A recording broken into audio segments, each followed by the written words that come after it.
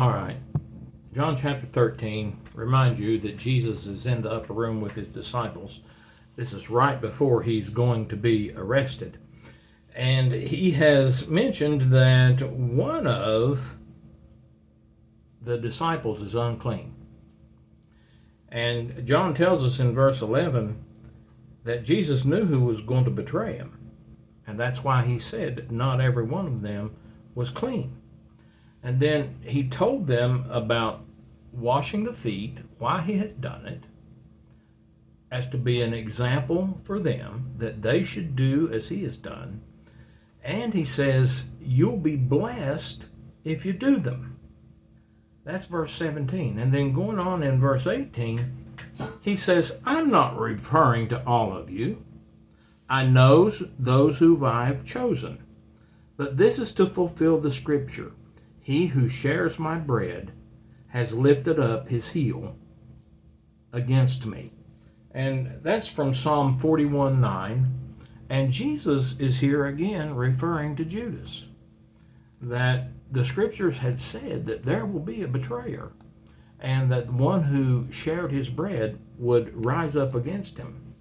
And so in verse 19, Jesus said, I'm telling you now before it happens, so that when it does happen, you will believe that I am he. I tell you the truth, whoever accepts anyone I send accepts me, and whoever accepts me accepts the one who sent me.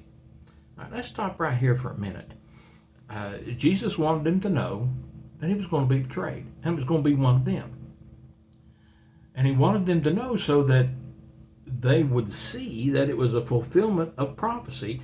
And he says, I want you to believe that I am he. That's what he says in verse 19. I want you to believe I am he. Well, the Greek behind this, I am he, is the ego eimi. It's I am. It's Jesus saying that you may believe that I am God. And he says, whoever accepts me, or whoever accepts the truth accepts me, and whoever accepts me accepts the one who sent me. Truth is another theme throughout John's writings, more so in John's epistles than in the gospel.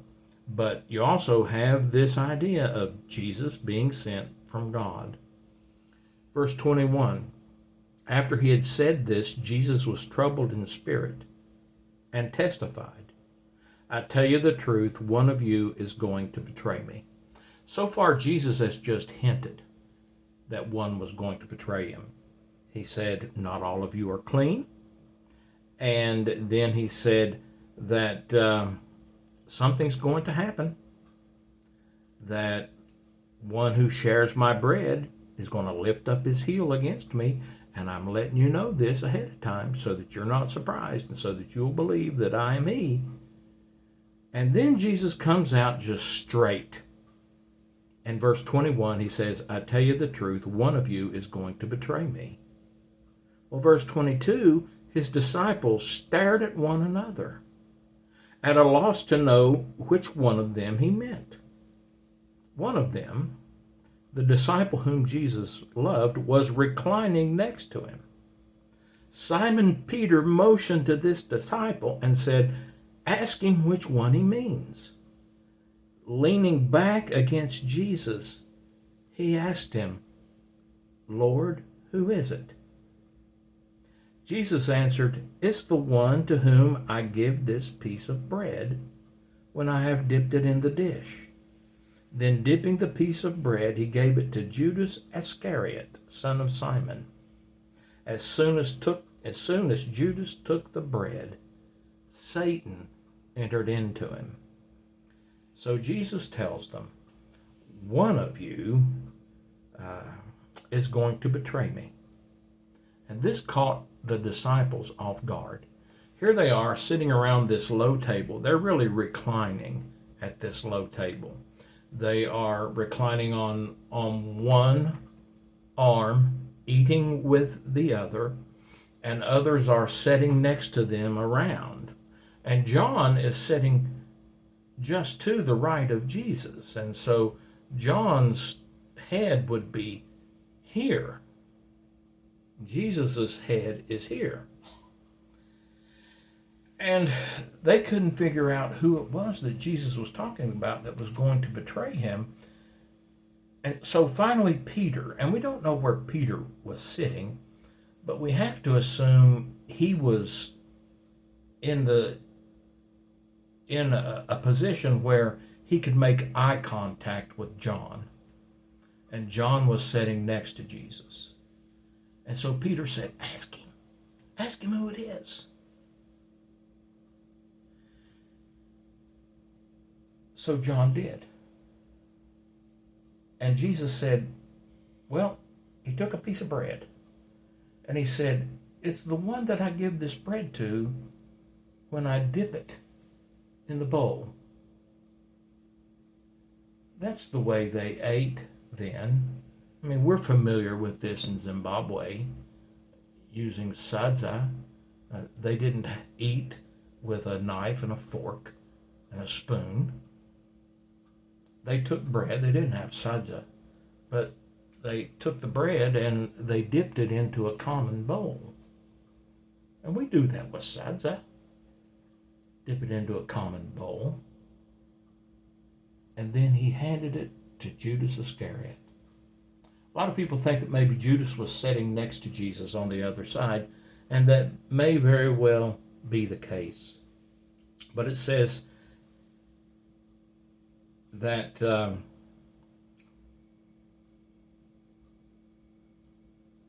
as soon as Judas took the bread, that Satan entered into him. And so he had to go do what he had been tempted to do already. Verse 27, the second half of it, Jesus tells him, do what you're about to do, or what you are about to do it quickly. And so Jesus handed it to him, the devil entered him, and Jesus said, whatever it is that you're needing to do, you go ahead and do it quickly. But verse 28 says, no one at the meal understood why Jesus said this to him. Since Judas had charge of the money, some thought Jesus was telling him to buy what was needed for the feast or to give something to the poor. As soon as Judas had taken the bread, he went out, and it was night. Betrayal. I think maybe we've all been betrayed one time or another by people that we had placed our trust in. That's just the way of human nature. But we have to remember we have that in common with Jesus. He was betrayed as well. He was betrayed by one who was very close to him.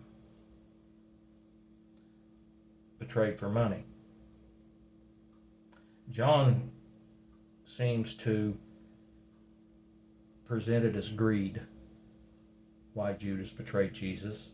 You know, he was keeper of the money bag. He helped himself to the money that was in it. He was greedy about the perfume that Mary poured on Jesus' feet.